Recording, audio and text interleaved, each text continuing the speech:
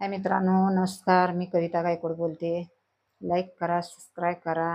आणि ज्याला नातेवाईक खडूस आहे, कपटी आहे, खवट आहे, जनावरांच्या अवलादीची आहे ती, त्यांना फक्त लांब करा.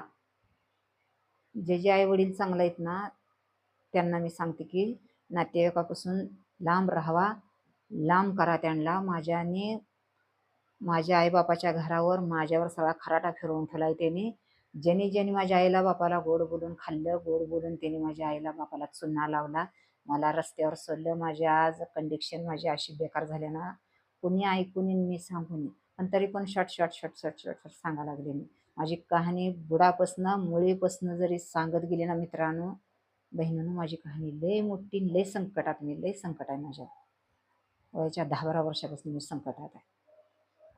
आणि काय म्हणते मी, जाऊ दे, जे झालं आपल्या नशिबानं झालं, आपल्या हातानं झालं, काही कर्मानं झालं, झालेलं झालं, असू दे म्हणून मी टलोटली करते. फक्त माझ्या आईवडिला दुरावा द्यायला नको होता लोकांनी. माझ्या आईवडिलाची परिस्थिती गरीब होती म्हणून, किंवा माझे वडील गरीब होते, त्यांना 4-5 लेकरं होती म्हणून, असं तुम्ही गरिबीचा तुम्ही फायदा घ्यायला नाही पाहिजे होता. तुम्ही गरिबीमुळे मजबुरी माझ्या आईवडिलाला टाकून तुम्ही आम्हाला रस्त्यावर टाकलं. कधी सुद्धा तुम्ही सुखी राहणार ना.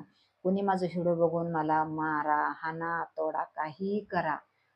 आजकाल काय चाललंय, काय आहे ते सगळ्या दुनियाला माहीत आहे. तुम्ही काय लायकीचं आहे आणि मी पण काय लायकीची ती सगळ्यालाच माहीत आहे. पण कसं आहे माहीत आहे का, असं वाटत होतं नको देवा ही. आणि माझ्याकडे पहिल्यापासून जरी मोठा मोबाईल असता, मी तुम्हाला सगळ्याला जवळ करून एवढ्या एवढ्या काडीपिटीचे आणि ही मोबाईल आहे ती, मी असलं मोबाईल वापरले आत्तापर्यंत. त्याला लबरं लावून हे असं करून मी आत्तापर्यंत मोबाईल असलं वापरले.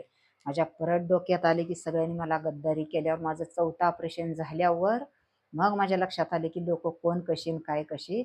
मग म्हणलं चला, म्हणलं आपला ह्यांच्यासोबत आता मेळ लागत नाही. हप्त्यावर मोबाईल घेतला. मग तेव्हा माझ्या डोक्यातच बसलं, आपण गेलं मेलं एकटं जगलं राहिलं तर आपल्याला मरून पडलं तरी पण नाही. फक्त आपण ह्या व्हिडिओच्या माध्यमातून आपण हाय ही दुनियात, हाय आपण जगात, हाय आपण एक पृथ्वीवर, आपल्याला आईवालांनी जन्म दिलाय, आपण एक माणूस म्हणून जन्माला आला. म्हणून मी मोबाईल हप्त्यावर घेतला, व्हिडिओ टाकायला चालू केले. त्याच्यानंतर मी फ्रीज घेतला घरात. माझ्यात फ्रीजसुद्धा नव्हतं. मी लोकांच्या फ्रीजमध्ये नेऊन माळवं टाळवं ठेवायचे. का तर खराब होतं, फ्रीज नव्हतं तर. लोक माळवं आणायला गेले की आम्ही टमाटे घेतले, कोथिंबीर घेतली, मिरच्या घेतल्या, बटाटे घेतले, ठीक आहे. परत माझ्या ती पण लक्षात आलं, मग मी लगेच फ्रीज घेतला. मग पुन्हा विचार केला. मग सगळं मी घरात बारीक सारीक वस्तू, माझ्या अंगावर साड्या ह्याच्यापेक्षा मी हलक्या साड्या वापरल्या, ह्याच्यापेक्षा हलक्या. कुठं तर लग्नाला जाताना ही साडी चांगली आहे, ह्याच्यापेक्षा पण बेकार साड्या होत्या.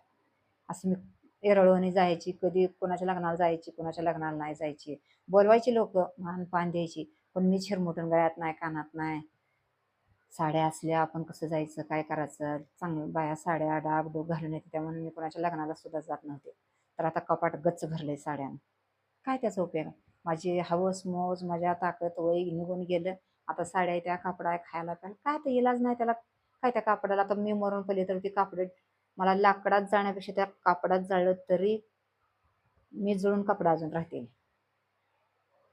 एवढी कापड झाली त्यात.